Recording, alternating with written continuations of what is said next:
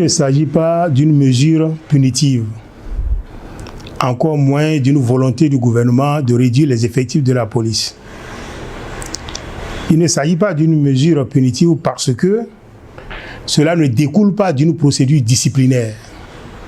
Il est vrai, dans la procédure disciplinaire, au nombre des sanctions de second degré, cela est prévu, la retraite d'office. Mais ce n'est pas le cas cette fois-ci. On fait des recrutements de 2000 agents par an depuis 2 ans.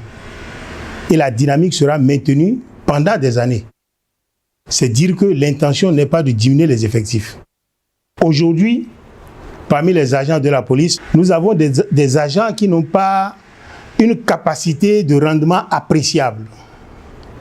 Nous avons des agents qui ont occupé des postes de responsabilité qui sont tels qu'il est difficile aujourd'hui de les remettre dans l'organigramme parce qu'ils risquent d'être commandés par des gens qu'ils avaient commandés par le passé.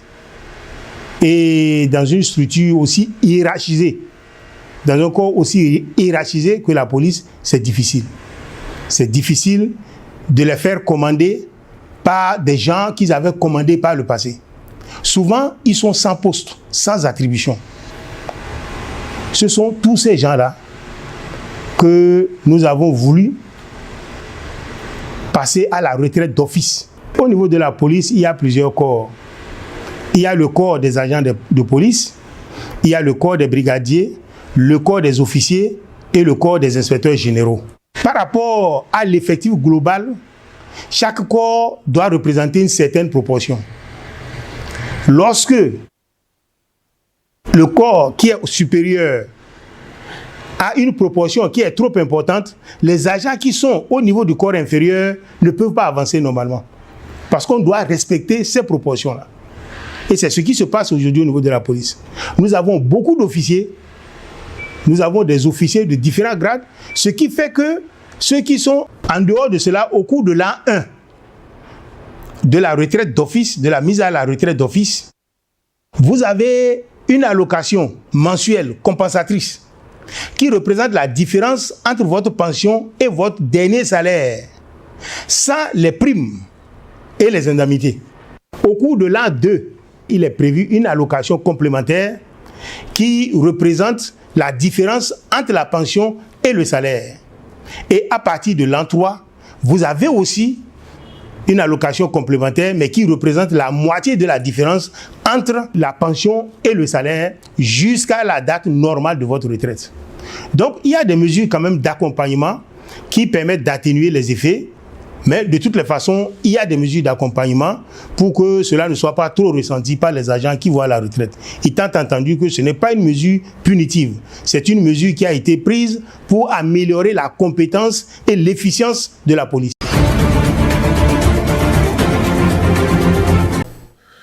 La mise à la retraite d'office des forces de sécurité et de défense est en application de la loi portant statut de ces agents. Et en la matière, le gouvernement a pris le décret 2024-008 du 9 janvier 2024 fixant les modalités d'octroi d'allocation de mise à la retraite d'office à ces agents-là. Dans ce décret, le gouvernement a accordé des avantages exceptionnels. Quand on va à la retraite, on ne bénéficie que d'une pension de retraite.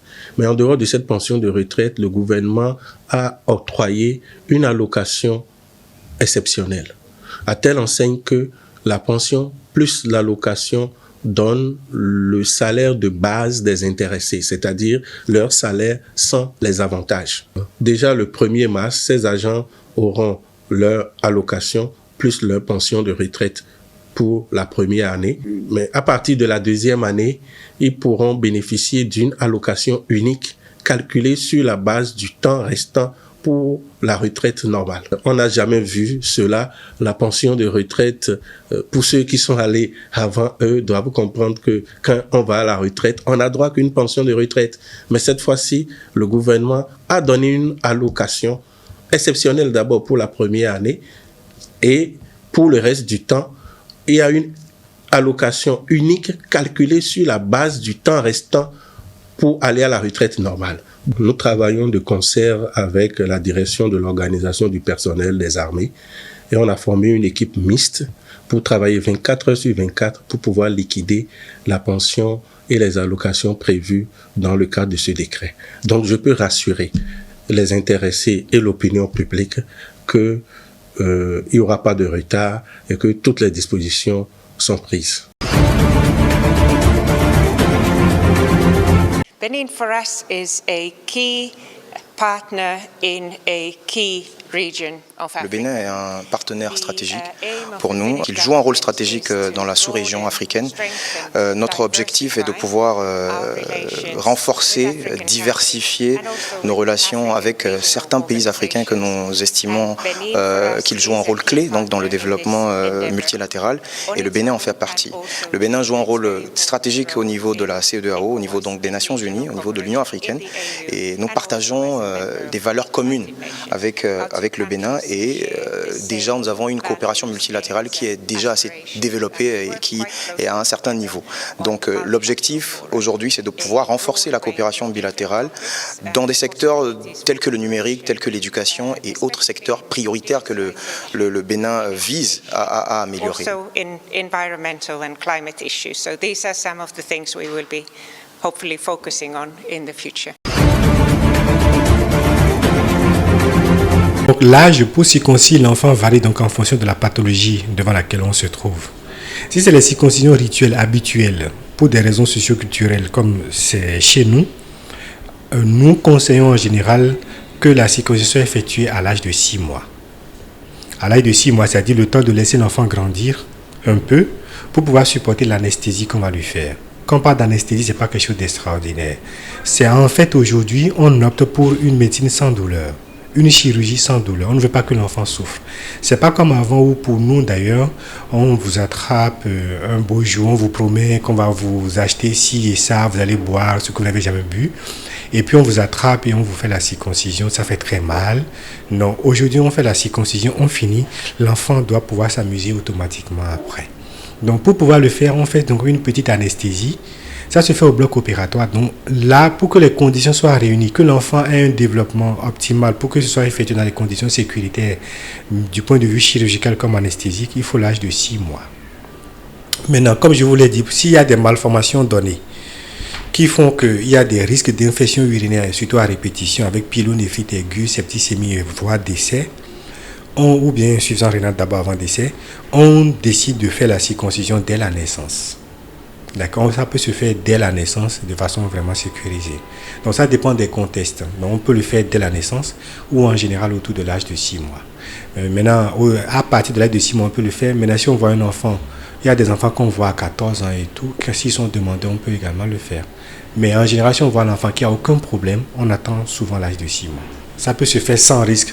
Seulement qu'un enfant qui attend jusqu'à l'âge de 14 ans avant de se faire circoncire, ça pose un problème parfois de stigmatisation entre ses camarades. À l'école, il y a des jeux qu'on effectue parfois, on veut pisser, voir celui qui pisse le plus loin que possible. Quand les autres qui sont déjà circoncis vont voir que lui, à 14 ans, n'est pas circoncis, ils vont commencer à se moquer de lui. Ils vont commencer par l'appeler classiquement, comme on le dit chez nous, à totono. Et puis, c'est très traumatisant pour les enfants. Donc, en général, avant que les enfants ne commencent l'école, on fait ça. Je pense qu'aujourd'hui, le lieu idéal pour faire une circoncision, c'est normalement un bloc opératoire. Ce n'est pas seulement un centre de santé, c'est un bloc opératoire. Un bloc opératoire avec présence d'un anesthésiste, présence d'un chirurgien, et on fait la circoncision de façon sécuritaire. Normalement, c'est ça. Donc, c'est l'hôpital. Et plus précisément, dans l'hôpital, c'est au niveau du bloc opératoire que cela doit se faire. La circoncision à la maison, nous avons vu beaucoup de dégâts liés à cela.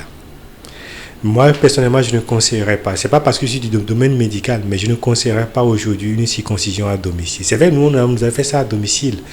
Mais quand on voit aujourd'hui et qu'on compare, on voit nettement que faire la circoncision à la maison n'est pas vraiment rentable. On reçoit régulièrement des enfants pour qui on fait une circoncision à domicile et finalement on lui coupe la tête du pénis, on lui coupe le gland dont j'ai parlé.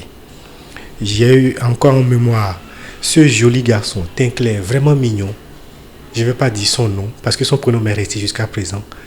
On lui a fait la circoncision à domicile, on a coupé le gland. il est revenu parce que quand on coupe le gland comme ça, vous voyez comment est-ce qu'il va pouvoir tenir un rapport sexuel, comment est-ce qu'il va pouvoir jouir. Non seulement ça, déjà, l'urètre par lequel les urines sortent, comme on a coupé le gland, ça va se sténoser, ça va se fermer. L'enfant a du mal à faire pipi. Ça a été très difficile à gérer. Donc faire la circoncision à l'hôpital, c'est ce qu'il y a de meilleur pour votre enfant. Et on le fait aujourd'hui avec les anesthésiques qu'il faut pour que l'enfant, juste sorti du bloc opératoire, puisse s'amuser. On ne va pas dire qu'on a circoncis et qu'on est en train de souffrir, crier, non. Voilà, je vous invite à faire ce sacrifice-là. C'est vrai que ceux qui font les circoncisions à domicile ne vont pas prendre de bon œil ou de bonnes oreilles ce que je suis en train de dire. Mais quand on fait bien le point, les complications sont beaucoup plus fréquentes quand la circoncision est faite à la maison qu'à l'hôpital. Donc, c'est vraiment indiqué de le faire à l'hôpital. Euphorie, cris de joie, l'émotion était à son comble en Côte d'Ivoire. Les éléphants ont remporté le match de la demi-finale avec un score de 1-0 face aux léopards congolais grâce à un but de Sébastien Haller. Les performances ne sont pas personnelles, je dirais c'est les performances collectives.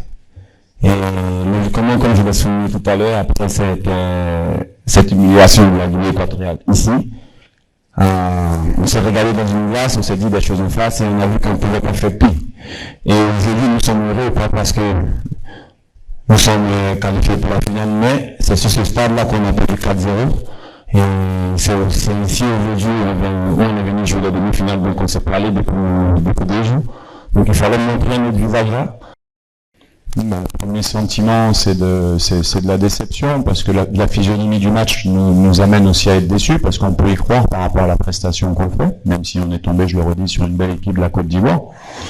Donc après, lors des bilans, bien sûr que, mais j'ai pas besoin de, vous l'avez dit, ça sera positif quoi qu'il arrive, parce que les garçons méritent que ça soit positif. Et ça, c'est le plus important. Même ce soir, on a perdu un match de football, mais on a perdu pour pouvoir le gagner. L'état d'esprit est extraordinaire dans cette équipe. Bien sûr qu'ils sont déçus. Les éléphants ivoiriens affronteront dimanche en finale les Super Eagles nigériens qui ont éliminé l'Afrique du Sud mercredi soir.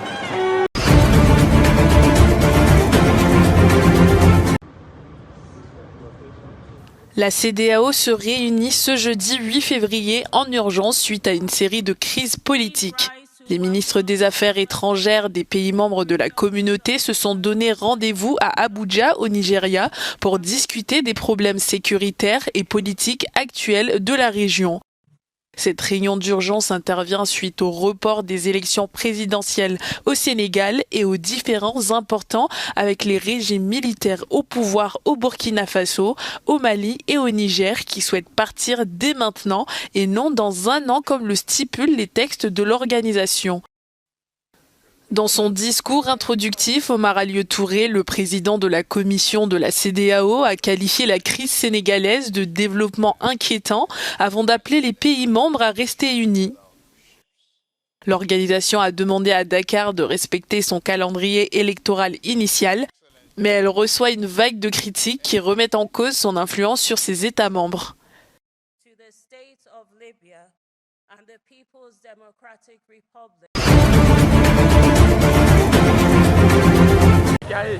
Des milliers de personnes à pied, à moto ou encore en voiture quittent les villes et les villages autour de Goma pour se réfugier dans l'est de la République démocratique du Congo, alors que les combats entre l'armée congolaise et les rebelles du M23 s'intensifient. Même si les villageois fuyaient vers Goma, la plus grande ville de la région n'a pas été épargnée par cette guerre.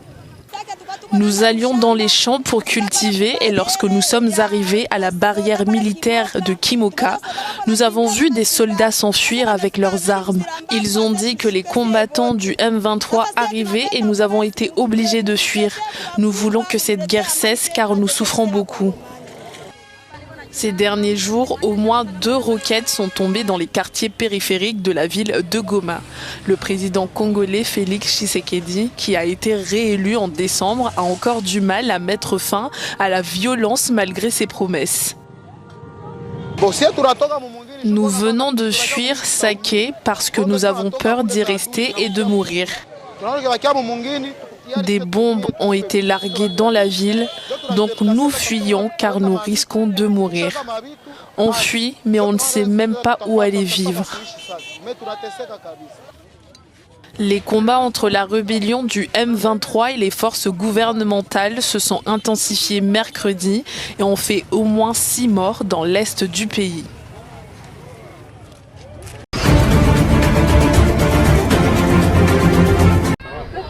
Filippo Grandi, haut commissaire des Nations Unies pour les réfugiés, a rencontré des familles déplacées au Soudan, déracinées de leur foyer par le conflit en cours dans le pays. Beaucoup vivent dans des camps de personnes déplacées à travers le pays et ont besoin d'une assistance et d'une protection vitale. Ce que vous pouvez voir ici à l'arrière est un site relativement petit abritant quelques dizaines de personnes. Il existe des centaines et des centaines de campements comme celui-ci dans tout le pays. De nombreuses personnes déplacées vivent chez des parents ou des amis dans des logements surpeuplés. 10 mois après le début du conflit au Soudan, près de 8 millions de personnes ont été déplacées à la fois dans le pays et au-delà des frontières vers les pays voisins. Grandi a appelé les belligérants à un cessez-le-feu immédiat et à un soutien supplémentaire de la communauté internationale. Il est important de réitérer notre appel en particulier aux chefs militaires ici au Soudan. Ils doivent reprendre les pourparlers de paix. Ils doivent revenir sur une voie de paix significative, en commençant au moins par un cessez-le-feu pour que les gens puissent rentrer chez eux. Il y a des millions de personnes ici qui ont été déplacées. En attendant, il est crucial de fournir une assistance de base à toutes les personnes touchées, aux réfugiés, aux déplacés et à ceux qui les accueillent, qui ont souvent très peu de ressources, et de travailler avec les autorités locales et les autorités fédérales pour soutenir ces personnes. L'Agence des Nations Unies pour les réfugiés a déclaré qu'elle avait besoin de 1,4 milliard de dollars supplémentaires pour venir en aide à près de 2,7 millions de personnes au Soudan. Un événement promotionnel pour le gala télévisé traditionnel de la fête du printemps 2024 du China Media Group a été organisé dimanche sur la place Nelson Mandela à Johannesburg, en Afrique du Sud. Le consul général de Chine, Pan Qingjiang, espère que le gala de la fête du printemps rapprochera davantage les deux peuples.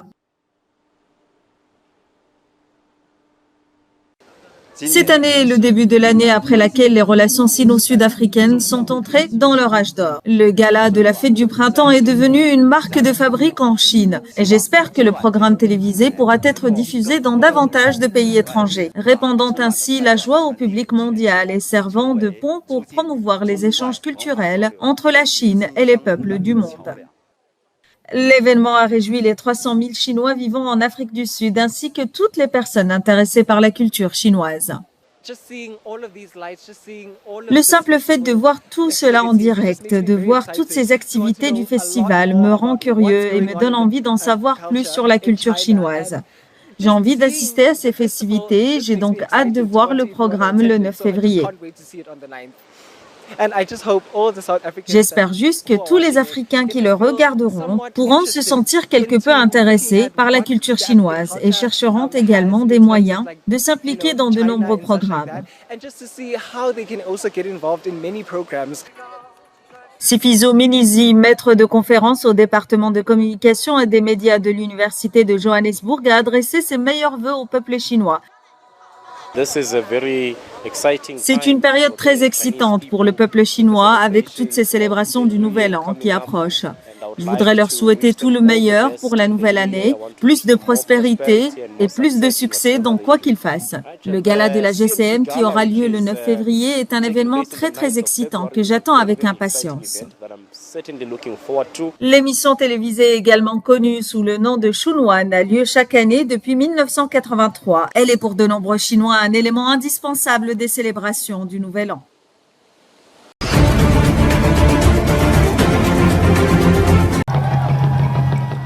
Le 8 avril prochain, un phénomène naturel et spectaculaire se produira dans le ciel de l'Amérique du Nord. Il s'agit d'une éclipse solaire totale où la Lune s'alignera parfaitement à la Terre et au Soleil. La prochaine éclipse se déroulera dans 20 ans. Elle traversera une grande partie des États-Unis, mais elle ne touchera pas les mêmes endroits. Il faut entre 400 et 1000 ans pour que la prochaine éclipse solaire totale se produise au même endroit.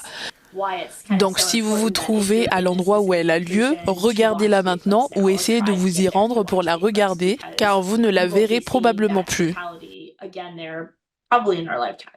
Certaines régions du Canada, des États-Unis et du Mexique seront brièvement plongées dans l'obscurité pendant plus de 4 minutes.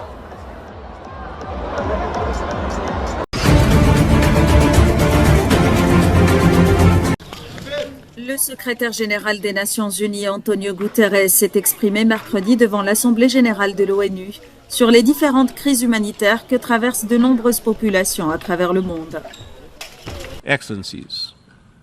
Pour des millions de personnes prises dans des conflits à travers le monde, la vie est un enfer quotidien marqué par la mort et la faim. Un nombre record de personnes fuient leur foyer à la recherche de sécurité et ils réclament la paix. Et nous devons les entendre et agir. Dans l'immédiat, nous devons continuer à œuvrer en faveur de la paix à travers le monde. La situation à Gaza est une blessure purulente dans notre conscience collective qui ébranle la région tout entière. Appelant à un effort mondial en faveur de la paix, le chef de l'ONU a souligné que les civils subissent le plus gros des crises dans le monde. Les combats doivent cesser au Soudan avant qu'ils ne détruisent encore davantage de vies et ne s'étendent. Et en Libye, tant que le cessez-le-feu est maintenu, le peuple libyen mérite une paix et une stabilité durable, à commencer par un engagement en faveur d'élections libres et équitables. Dans l'est de la République démocratique du Congo, j'appelle tous les groupes armés à déposer les armes et j'exhorte les dirigeants régionaux à donner la priorité au dialogue plutôt qu'au conflit. Au Yémen, j'appelle toutes les parties à se concentrer sur le meilleur, la paix, et également désamorcer les tensions dans la mer Rouge, fondées sur le principe de la liberté de navigation.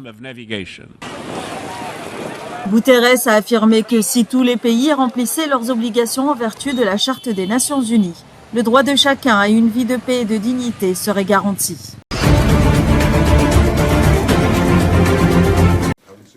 Les efforts diplomatiques déployés par les États-Unis pour obtenir un cessez-le-feu à Gaza ont obtenu un refus catégorique de la part d'Israël. Netanyahou a rejeté les conditions proposées par le Hamas, affirmant au contraire que son pays se rapprochait de la victoire absolue. Nous sommes sur le chemin de la victoire absolue. Ce n'est pas une question d'années ou de dizaines d'années, c'est une question de mois. Tsahal avance de manière systématique pour atteindre tous les objectifs que nous avons fixés, c'est-à-dire l'élimination du Hamas, la libération de tous les otages et la promesse que Gaza ne sera plus une menace pour Israël.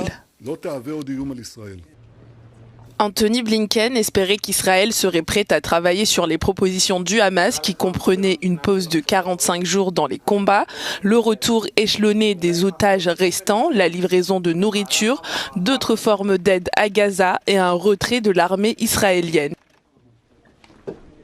Ce que je peux vous dire à propos de ces discussions, c'est que même si la réponse du Hamas comporte des conditions claires, nous pensons qu'elle crée un espace pour parvenir à un accord et nous y travaillerons sans relâche jusqu'à ce que nous y parvenions. Netanyahou a déclaré qu'Israël était la seule puissance capable de garantir la sécurité à long terme, alors que Blinken trouve le bilan quotidien des opérations militaires contre les civils innocents à Gaza reste trop élevé.